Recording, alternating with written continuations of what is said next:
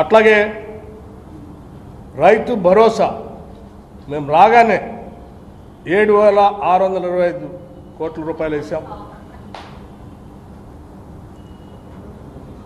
రైతు బీమా మీ హయాంలో పూర్తి బంద్ చేశారు. ఫార్మర్స్ అందరికీ ఇన్సూరెన్స్ కట్టేది పూర్తి బంద్ చేశారు. మేము రాగానే రైతు బీమా కట్టాము. అప్పుడు 1,514 కోట్ల రూపాయలు, 1,514 కోట్ల రూపాయలు రైతులు కట్టాల్సిన ఇన్సూరెన్స్ ప్రీమియంని గవర్నమెంట్ కట్టింది. మీరు 10 ఏళ్ళు కట్టలే. అట్లాగే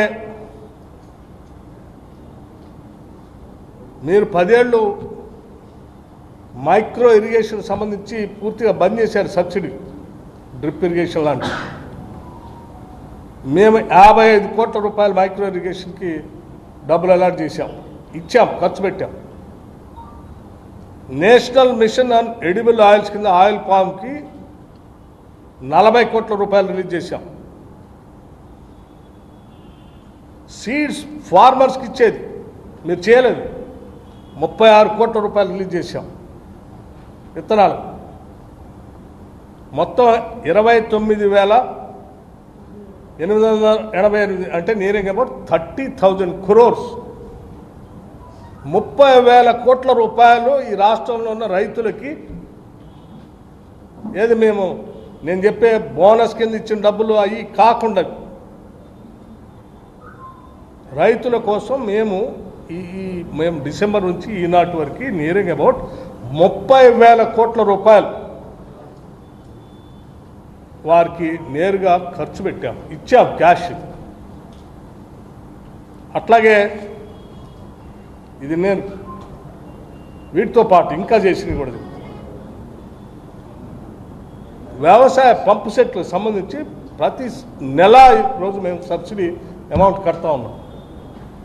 అగ్రికల్చర్ బోర్వెల్స్ సంబంధించి 28 లక్షల పంప్ సెట్లు ఉంటే వాటికి ఇప్పటివరకు మేము కట్టింది 11,270 కోట్ల రూపాయలు. ఎలక్ట్రిసిటీ డిపార్ట్మెంట్కి డబ్బులు కడుతున్నాం నేరుగా. It is not just like that. మీలాగా మేము అప్పు పెట్టిపోలే, మేము కడుతున్నాం. 11,270 ప్రతి నెల డబ్బు చెల్లిస్తున్నాం. అట్లాగే ఈ వ్యవసాయానికి పనికొచ్చేటువంటి ప్రాజెక్టులు, ఇరిగేషన్ ప్రాజెక్టులు కంప్లీట్ చేయడం కోసం మీరు పెండింగ్ పెట్టిపోతే బిల్లులు ఇరిగేషన్ సంబంధించి 9,795 కోట్ల రూపాయలు, 9,795 కోట్ల రూపాయలు ఇప్పటికి బిల్లు చెల్లించాము ఇరిగేషన్ సంబంధించి వ్యవసాయం కోసం.